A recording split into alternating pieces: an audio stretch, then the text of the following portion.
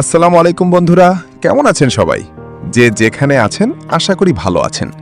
আবারও চলে আসলাম চরম মুহূর্ত নিয়ে। কুড়িগ্রামের এক ছোট্ট গ্রাম। গ্রামের পাশ দিয়ে বয়ে গেছে তিস্তা নদী। বর্ষা এলেই নদী ফুলে ওঠে আর মানুষের মনে ভয় ঢুকে যায়। সেই গ্রামের এক গরিব মানুষ ছিল, জব্বার আলী। ছোট্ট টিনের ঘর, স্ত্রী রহিমা আর 2 ছেলে মেয়ে নিয়ে তার সংসার। দিনে দিনমজুরি করত আর রাতে ক্লান্ত শরীর নিয়ে বাড়ি ফিরত। জব্বারের স্বপ্ন ছিল তার ছেলে রাব্বিকে মানুষ করবে, ছেলেকে স্কুলে পাঠাবে, যেন বাবার মতো কষ্ট করতে না হয়। কিন্তু গরিব মানুষের স্বপ্ন খুব সহজে পূরণ হয় না। 1 বছর ভয়াবহ বন্যা এলো। তিস্তার পানি বাড়তে বাড়তে পুরো গ্রাম ডুবে গেল। মানুষ ঘর ছেড়ে উঁচু রাস্তায় আশ্রয় নিল। জব্বারের টিনের ঘরটাও নদীতে ভেঙে চলে গেল। রহিমা কান্না করতে লাগলো।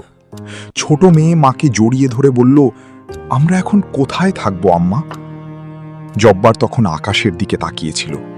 তার চোখে পানি ছিল, কিন্তু পরিবারের সামনে কাঁদেনি।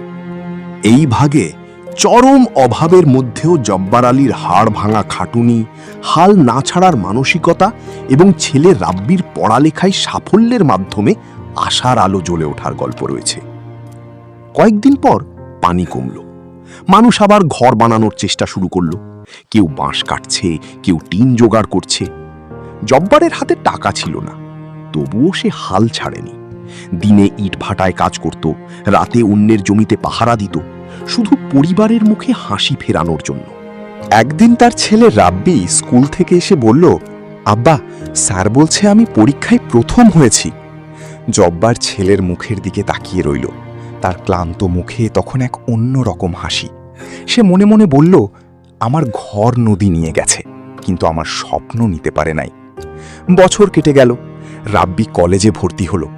গ্রামের মানুষ অবাক হয়ে বলতো, দিনমজুরের ছেলে এত দূর যাবে ভাবিনি। জব্বার তখন শুধু হাসত। এই শেষ ভাগে কষ্টের ফসল হিসেবে রাব্বির সাফল্য, জব্বার আলীর ভেতরের সব জমানো কষ্টের অবসান এবং সামগ্রিকভাবে বাংলাদেশের মানুষের ঘুরে দাঁড়ানোর চিরন্তন শক্তির কথা বলা হয়েছে। একদিন শহর থেকে রাব্বি বাড়ি ফিরল। তার হাতে একটা কাগজ। সে বাবার সামনে দাঁড়িয়ে বলল, আব্বা, আমি চাকরি পাইছি। জব্বার কিছুক্ষণ চুপ করে থাকল। তারপর ছেলেকে বুকে জড়িয়ে ধরে কাঁদতে লাগল। এই কান্না ছিল সুখের কান্না, বহু বছরের কষ্ট, অভাব আর অপমানের কান্না।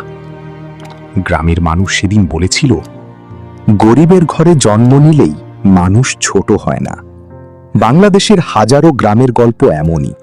এখানে নদী ঘর ভাসিয়ে নেয়, অভাব মানুষকে কাঁদায়, তবুও মানুষ স্বপ্ন দেখা বন্ধ করে না। কারণ এই দেশের মানুষের সবচেয়ে বড় শক্তি হল কষ্টের মাঝেও বেঁচে থাকার সাহস।